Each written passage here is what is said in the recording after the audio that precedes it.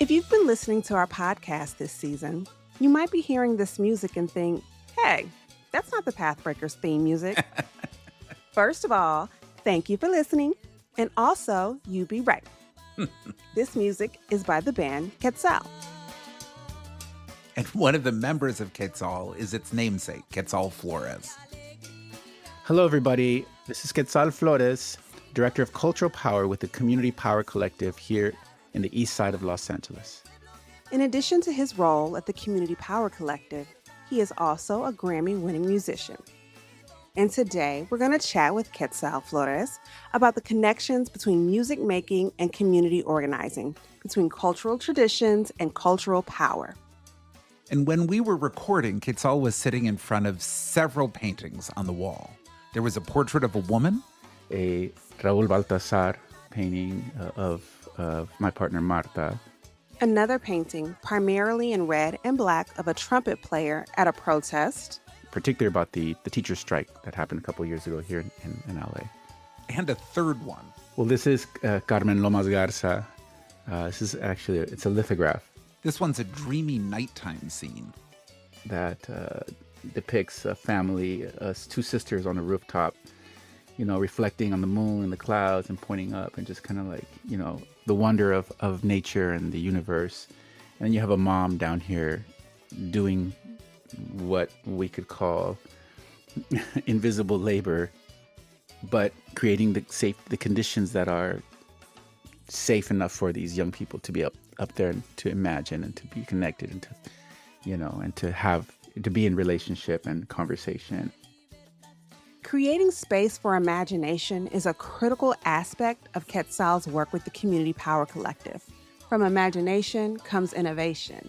I would say the best way to talk about imagination and organizing is through a Robin D.G. Kelly quote. Freedom Dreams is the name of the book. Robin D.G. Kelly says, "Without new visions, we don't know what to build, only what to tear down. We become cynical and rudderless, and we forget that making a revolution is not a series of clever maneuvers and tactics, but a process that will and must transform us." Welcome to PathBreakers, a show about what it takes to cut through the noise and red tape, and all of the other obstacles to progress. I'm Tracy Pearson, and I work on the communications team at the Kresge Foundation. And I'm Jamie Bennett. I work at the intersections of arts, culture, and equitable community development. On each episode, we talk with a different pathbreaker who's forging a new way forward in their community. Today, we welcome Quetzal Flores. So let's start with where are you joining us from, and can you tell us a little bit about that place? Yes. So I work and live in East Los Angeles. It's known as East Los Angeles, but, you know, historically unceded Tongva land. And East LA is one of the also historically redlined areas in Los Angeles, and a place in particular that many immigrant communities could come to and find sanctuary and find connection and find belonging. You talk about sanctuary and connection and belonging. I've never been there, but can you describe what's like the flavor there? How would you describe it for people that have never been today? Yeah, I would describe it as lots of family, lots of language. Particularly now it's Spanish, but like, you know, historically there were large Japanese American communities, Eastern European communities, and so there was a lot of languages happening. It is a site of many rebellions throughout history. This is where the Zoot Suiters came from, or at least, you know, in Los Angeles, this is where they came from because they were all over the Southwest and in Mexico City as well. This is where the high school blowouts started in the 60s. This is where the Chicano moratorium happens, and Ruben Salazar gets murdered by the LA sheriffs. This is where the anti-fascist protests led by the Jewish Bakers Union happened. There's so much history and incredible present. This is where people are currently responding and resisting and being proactive about refusing displacement, refusing the process of gentrification, and doing it in ways that have been effective and exemplary in terms of not only what are the technical things you do, what are the legal things you do, but what are the extra legal things you do, and how do you step out of the box and build things that become a sort of layer of protection and of space to breathe and reflect and think and plan. Yeah. I love that you bring those different errors and moments in time up because it's really a testament of how that community is really about that action when it comes to maintaining and maintaining culture specifically and the people that are there and honoring those people and the movements that they've been able to build there. I love that. Yeah, and then thinking about culture, it is because of what it is. It's an incredible and important site of culture production and influence throughout Los Angeles. One of the reasons we wanted to talk with you today was your work with the Community Power Collective. And you specifically are the director of cultural power. And I think to folks who come out of organizing, to folks who do this work in the street, that connection is really obvious. But I think to some of the folks who might be listening, they might not quite understand what culture has to do with building community power. So, can you help us walk through the lithograph behind you, the music you've been mentioning, all of these things that are part of the culture? And why is that such an essential ingredient about building community power? Yeah, I grew up in movement. I grew up with parents who were a part of the Chicano movement, were a part of even a clandestine national Marxist-Leninist organization, a cadre organization. I grew up in understanding that as normal. I grew up before being an organizer was a paid job. Yep. It was something you did because you had to do it, and you got involved in the movement because change needed to happen, and you wanted to be a part of that social transformation, and so you did your part. I also, when I was coming of age, I fell in love with music, deeply in love with music, with playing music, with Mm. composing music, with performing music live, and so then as I developed that craft and decided that that's what I wanted to do for, let's say, as my labor practice, Mm. it became very complicated because of the value system of socialism, of Marxism, and it became very confusing because how was I going to make money off of something that was not necessarily mine, but belonged to an entire community? And then as I went along building that thing and then going out and touring and doing all those things, and then you have a lot of time to reflect out there. And so the question was, are we having the impact we really want to have with this?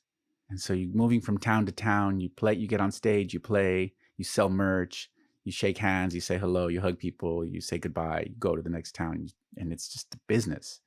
And it becomes a transactional relationship. You're building a fan base. And I wasn't interested in building a fan base. And I had to ask myself the hard questions first to get to that answer.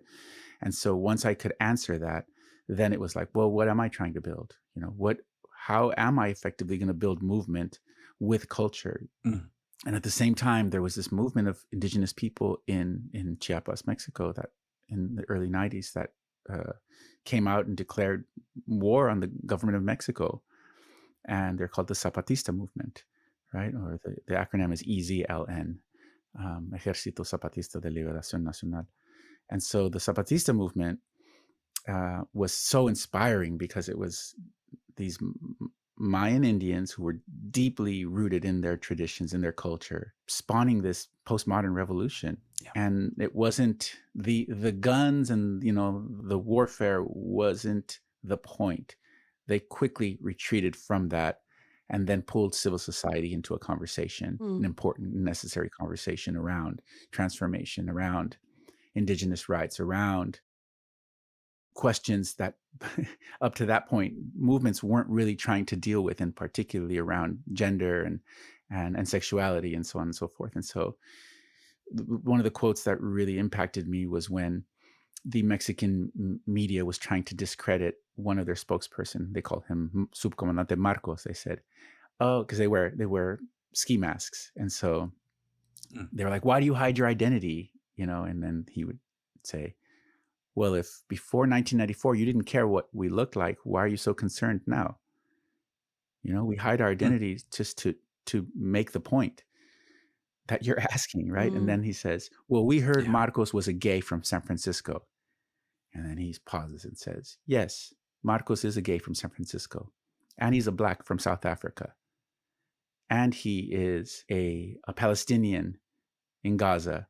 And he is a woman on the night in any major city on the metro.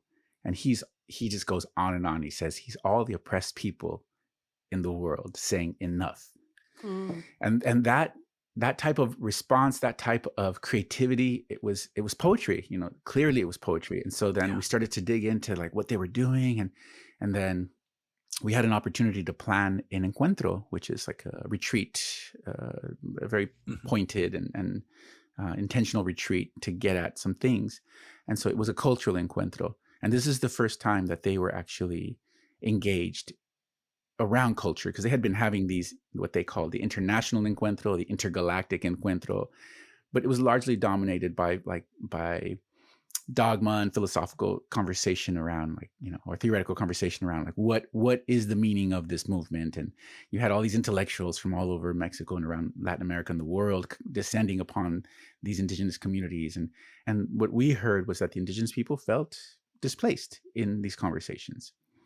And so when we went and we had this encuentro about culture, this is the first time they were centered and their practices were centered. And we got to get into the minutia of these conversations. And we were still able to challenge patriarchal values and practices in both communities. We were able to dig into what wellness and health means. We got to dig into a lot of these questions. And so each day had a theme, and then there was these sub themes, and then there was dialogue sessions, and then there was art making or culture production, right? And so you had dance, and you had theater, and you had mural making, you had graffiti, you had music. And so then at the end of the day, we'd all come together and share what we came up with.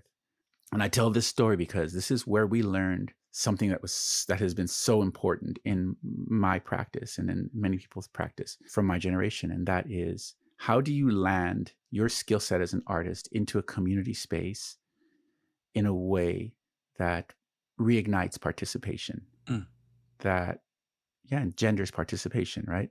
And so we learned something called collective songwriting from a woman named Rosa Marta Zarate, who was a former nun who sued the archdiocese for their gender practices, left the archdiocese, and then became this like radical organizer here, but had traveled all over Latin America and hung out with Freire and hung out with all these revolutionaries in across Latin America, and then came back and had all these ways of doing these things. And she's a singer also and a guitar player. And so she taught us how to do this in Chiapas in 1997. And since that moment, it was like, oh, there it is. And then we knew how to look for the thing after that. Yeah. And Quetzal, you took some of those lessons and you landed for a little bit of time with our friends at the Alliance for California Traditional Arts. And you were doing some work in Boyle Heights, and you were doing some work in prisons. And you were doing some really amazing work about taking those cultural practices, those traditions, and integrating them. Yeah. Will you talk to us a little bit? I mean, Boyle Heights, the recent history in Boyle Heights around culture and gentrification, I think is a really important case study. Will you just talk a little bit about that? Sure. So there was an initiative through the California Endowment called Building Healthy Communities, where they were trying to move the marker on 3 different areas of health in neighborhoods, meaning like public space, health with prevention, which is largely like clinical health, and then schools. The third one was schools. Yep. And so they really dug in and said, well, there's something missing here in this framework that you've all built in the Building Healthy Communities, and we think it's culture, particularly traditional cultures, because these specific communities you're working in have tremendous amounts of culture already active. So how do we leverage that to be able to build stronger campaigns and whatnot, right? And so that was a lot of the work, was getting people used to the idea that culture can be centered, and by centering culture, that you can arrive at very different and deeper impacts than just going for the linear campaign win, right? And that we needed to delineate to be able to take care of some things. I've heard them called like the preconditions to be able to be in struggle and be in movement spaces. Mm-hmm. And so we placed what we called artist fellows into these spaces, 2 of them in each space. And the artist fellows then worked with each work group and helped them design what we call cultural interventions, right? Ways in which we're going to actually practice the thing that then is going to help us yield something very different. One of the stories I always tell that is so fascinating was in the clinical health space, you had a bunch of doctors and attorneys, and they weren't trying to do this. And who we placed in that space was Ofelia Esparza and Rosana Esparza. And Ofelia is at the time was in her 80s, and so commands a certain amount of respect. Absolutely. You know, and she is a recognized culture bearer, altar maker in our community, and has since gotten the National Heritage Fellowship, the U.S. Artist Fellowship, and so many other things. Ophelia is just one of our most important culture bearers in the East Side. And so Ophelia goes in and they're like, okay, well, you can do the icebreaker in our meetings. And Ophelia and Rosana were like, we don't do icebreakers. Like, if you want us to hold you in a process, we can do that, but you have to surrender. So from that point and that sort of like difficult and tense moment to, you know, a year later, the biggest opposition to Ophelia being in that space was a woman attorney named Yvonne. And so she was the one a year later looking for Ophelia in the meeting saying, where is she? Like, I need to talk to her. I need that thing, you know? And so I came here looking for that because I know that I can let go here, that I can, you know, I don't have to have my hands up, and that I can be held. I'm holding all day. I need to be held. And so it was a reminder that in order for us to sustain movement, we all have to engage in the practice. What's good for community is good for us as well. And this is what collective wellness means. This is what it looks like. We cannot continually put out as organizers, as cultural workers, as whatever it is, and not have that reciprocal spiral come back and touch us and move us and keep us connected, right?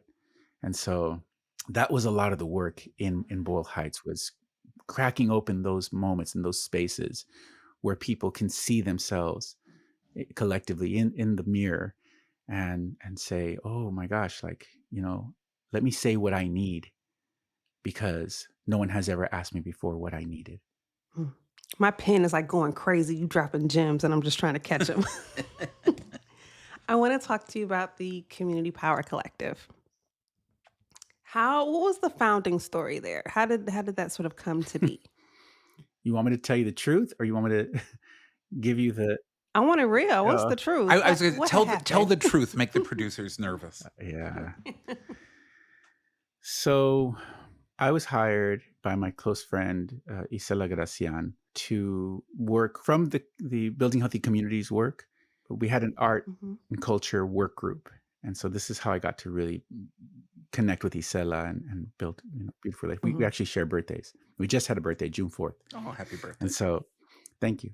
And so she's like, I need you to come to work for the East LA Community Corporation. It's a nonprofit housing developer, CDC, right? And I need you to help us change the DNA of the organization using the practices that you have, right? Doing the same thing you've done in the Building Healthy Community space. I need you to come and do that inside ELAC, East LA Community Corporation. We've become stuck, is the word she used. And so they hired me as the director of cultural vitality. And my job was to transform the internal workings of the organization to, again, crack open these things. First week, I borrow a key to a cultural space that was empty for years that they were holding on to. It was just a property. And then I go in there and I look, it's all dusty and kind of like, okay, what can we do here? Kind of just spinning my wheels. I was the only staff member for Cultural Vitality at the time. And so then I keep the key because I'm like, I'm going to keep coming back and, spending some time here and just thinking.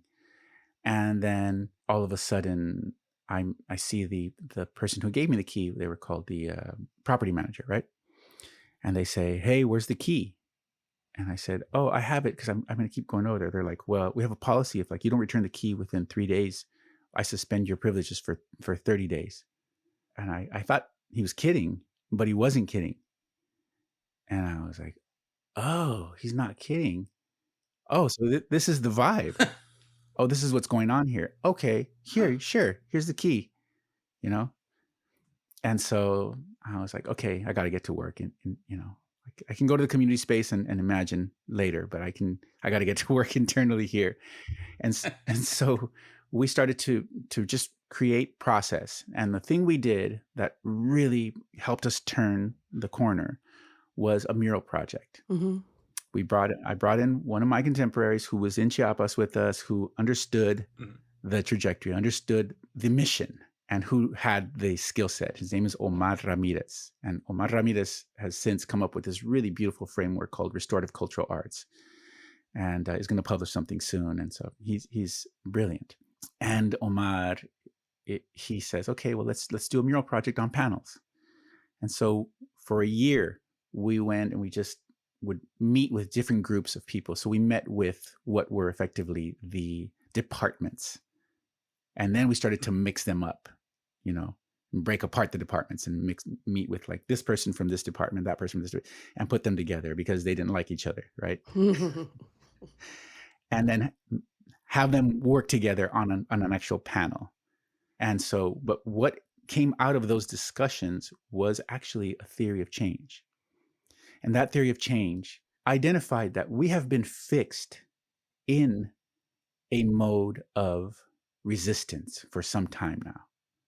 That is, we're responding to injustice. The powers that be don't care about this response. There's an uprising, and then there is some sort of paradigm shift. And then from that paradigm shift, there is potential for innovation. But instead of innovating, we go right back to responding to the next thing. And then we're just fixed in. That sounds so familiar. Yeah, and we're just fixed in this cycle of resistance, right? This is the world we're talking about. This is how it's been. Yep. And so at what point do we actually sit in innovation long enough so that we can spin off into regenerative spirals? And in those regenerative spirals, we are simultaneously responding, not reacting, but responding to injustice. We're responding to all the things, and we're building the thing that we actually need and want, instead of waiting for it to happen in some system that will never, ever, ever give us the thing we want. Will give us concessions, but will never give us the thing that we want and need as a society, as a community. Socialized healthcare, socialized housing, food, access to food, education, those basic things that every human being should have. And so as we got to a beautiful moment in that organization where I felt like we were going to take off, there was a financial crisis. And so the board stepped in and said, we're going to restructure. And so we know what that means, right? Yeah. And so I went to the director of organizing and I said, okay, Carla, the writing's on the wall. What are we going to do? And she's like, I think we need to start our own org. And I was like, that's what I was thinking. And so then we started lining up the funders and having really difficult conversations and saying, this is what's happening and this is what we're going to do. And they said, we're going with you. And that's how the Community Power Collective was born. Interestingly enough, simultaneously through the East LA Community Corporation, we were able to build a land trust. And at that same moment, the land trust was emerging from that organization and into its own. Mm-hmm. And so as we were landing the Community Power Collective, the Land Trust was landing as well. And so we've built a really strong symbiotic relationship. And that's our sister organization. We share everything. And am I right that the center sort of organizes its work around tenants, around transit riders, and around street vendors? Is that some of the organizing framework? Yes. So the three pillars are exactly what you mentioned. The three pillars are transit justice, Mm-hmm. economic justice that happens through our Justice for Street Vendors work, and then it is housing justice. How do these all sort of coalesce together? Like, how do they work together in through the framework of that? Well, when you think about working people and you think about access and you think about like basic needs, those things go together. In Spanish, there's a word hogar, which does not mean like house. It means home. Mm-hmm. Like the right to be able to have a space where if you have family, if you don't, whatever it is, like that you feel safe, that you feel warm, that you feel protected, that you feel that you can launch from the nest that you can launch from. And so then the other part is like moving about. Like we have to move about the city. We have to be able to go to work. We have to be able to do these things. And so it shouldn't cost people money or fear or terror to be able to do this. Yeah. Right? People should be able, like we already paid for it. Why are we paying for it again? And so that's the concept. And so learning how to hold space collectively so that there is safety, right? Community safety plans and whatnot instead of guns and violence. And then the last piece is when they get to work, that place is a dignified place, that work is dignified, that the pay is dignified, that the benefits are dignified, right? That they don't have to worry about ICE coming in and sweeping them away, that they don't have to worry about the cops coming and stealing, taking their merchandise, or the county coming and taking their merchandise and throwing it away. And all of a sudden they have to start all over again. And now they're in debt and they're, and we're not talking about people who are making millions of dollars. These are people that make, see, okay, this is another thing is when we talk about like economy, when we talk about like, like these different strategies, like I don't want to hear the goddamn economist on CNN because that sucker has gotten us into a lot of trouble. I want to hear from the street vendor who has raised a family on $20,000 a year. How the hell did you do that? Tell me, tell all of us, because we need to understand. And I'm not saying it's good or that people should have to do that, but I'm saying these people are geniuses. They're brilliant. It requires ingenuity to do that. And then like, what is the network that you've built to be able to do this? That's where we need to lean. And that's where the juicy information is. And that's how Community Power Collective works, is that we center their lived experience. We center their stories. We don't have all the answers, but we sure as hell know that without them, like we have no business trying to have these conversations. You said something about breaking that cycle in the loop, and it made me think about something I once heard. Titus Kaffar, he's an artist from Kalamazoo, but he's out in California doing some amazing things. And he was talking about the importance of culture production and how societies need it because it is the only way that the next generation will be able to imagine something different. And without that sort of cultural production, without the ability to imagine, to dream, to create, you keep getting the same things because there's no space for the invention of something new. And so I want to hear your thoughts on the importance of getting to something new, something better for people. And absolutely through your work, but it's that mission to build power through all of these different things, and something just that the next generation can also build upon but benefit from.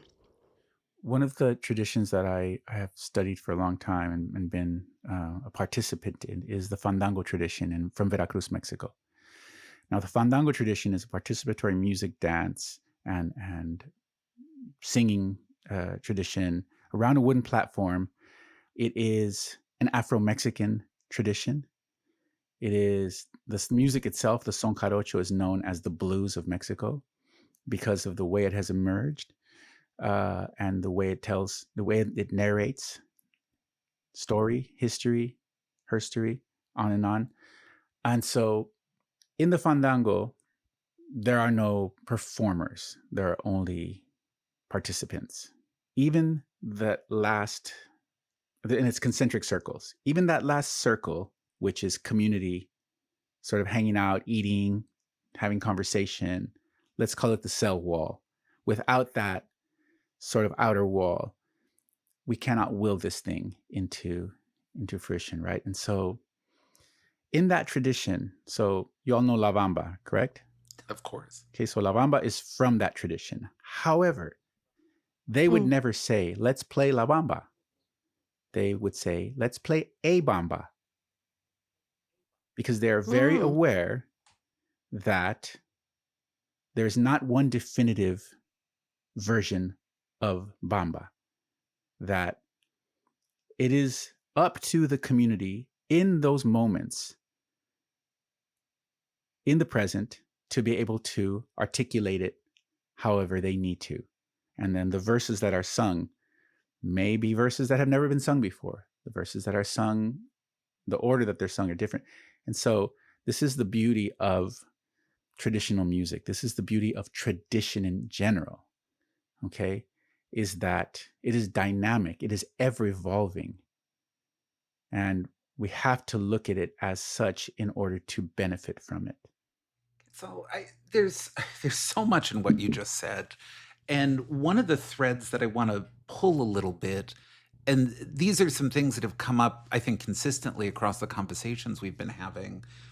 I don't know if I want to call them tensions as much as I want to call them twins, but this sort of the need for traditional knowledge paired with the need for innovation, right? We do need some experts, some expertise, the economist, but we also need to elevate experience, what the micro entrepreneur who's getting by with the family is doing.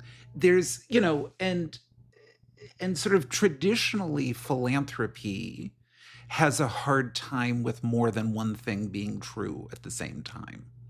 And, a project like yours is often hard for a lot of foundations to get their head around because there's too much music and painting for someone who's working on transit justice. There's too much sort of organizing the street and micro entrepreneurs for someone who's funding art and culture. If you were going to sort of talk to philanthropy and sort of say, here's what I really want you to understand about this work as it happens on the ground and is working in East LA, what's your sort of open mic to philanthropy? Yeah, I would say, okay, I was doing a presentation on son jarocho and the fandango in an organization in Seattle. I used to live in Seattle. And we were doing a presentation to be able to gain support from this organization to give us space to hold the workshops. And then the executive director asks, can this solve gang violence? And I was like, no. In isolation, it cannot. Can it be a contributing factor to giving young people a culturally sustainable space to participate and to grow and to connect and to feel the warmth and embrace of community? 100%. Can that lead to making a difference in their lives? Can we bring their families into this space to actually confront dynamics that may be happening?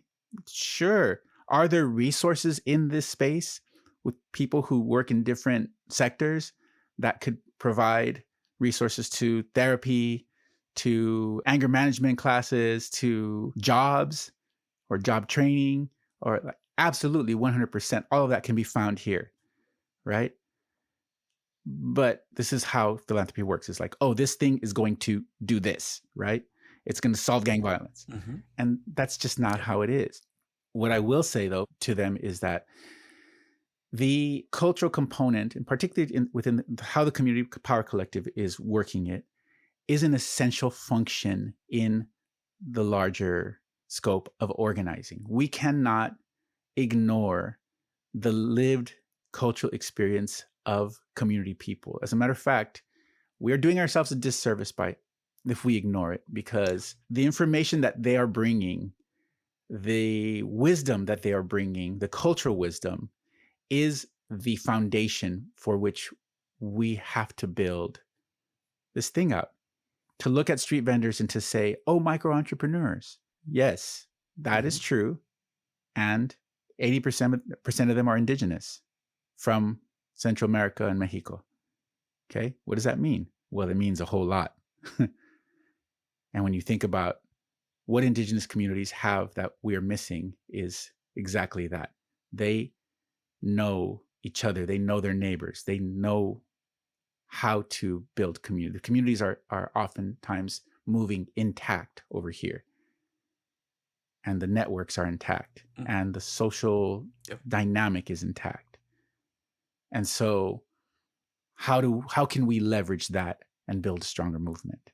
Right? How can we learn from them? And so without any sort of cultural process, practice, conversations around culture, centering culture, we can't understand that. We have a leadership development class or series called Liderarte.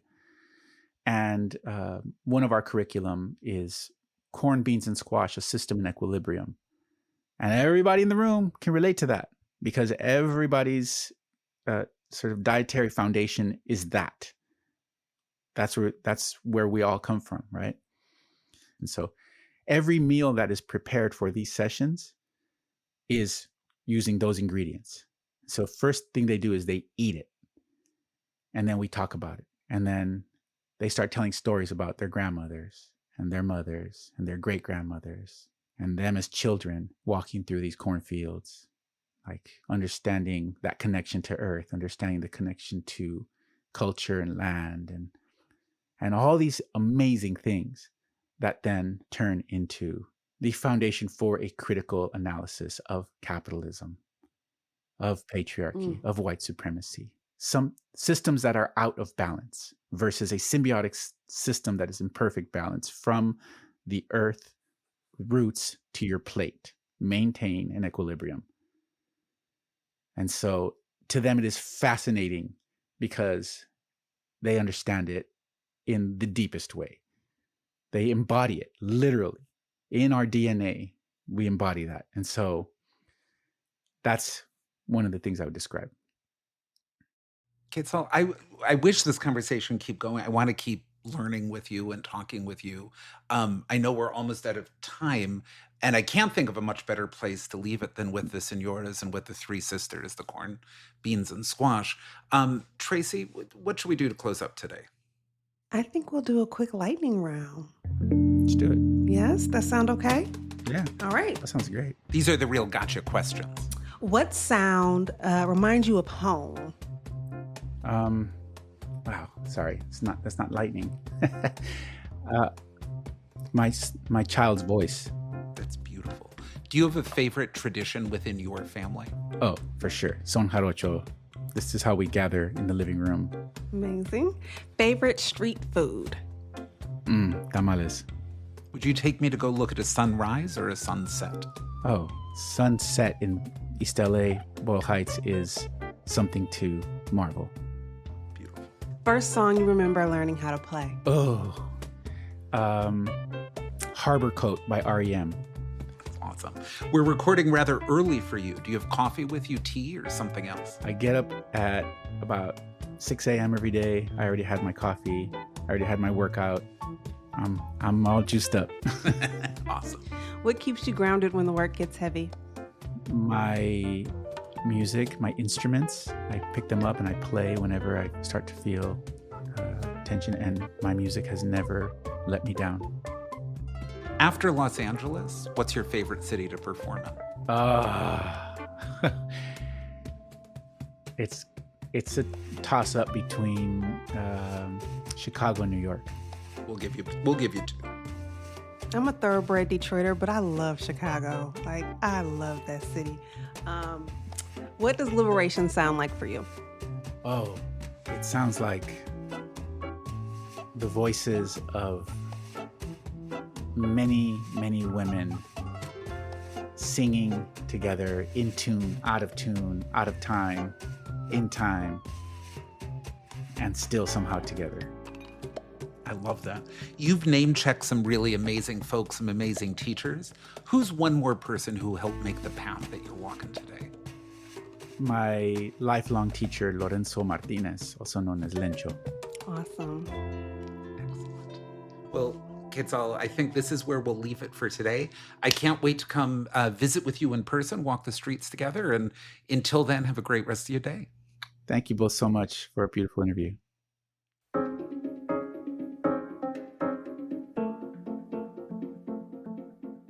Quetzal Flores is the Director of Cultural Power with the Community Power Collective in Los Angeles, California. We've put links to the Community Power Collective and to Quetzal's music and some of the band's beautiful music videos in our show notes. PathBreakers is produced by the Kresge Foundation, which was founded in 1924 with a mission to promote human progress. Today, Kresge works to expand equity and opportunity in America's cities. Read the stories of all of this season's PathBreakers and learn about our grant-making and social investing work in Detroit, Memphis, New Orleans, Fresno, and cities across the U.S. at Kresge.org. To hear more stories from the PathBreakers, be sure to subscribe to the show wherever you listen to podcasts. Our producers are Juliet Heinley and Zach Rosen. Managing editor is Krista Yankee. Our show art is by Rochelle Baker and creative direction by Alejandro Herrera. And a special thank you to my colleagues on the Arts and Culture program for lifting up Quetzal and speaking his name as a phenomenal pathbreaker. We'll talk to you next week.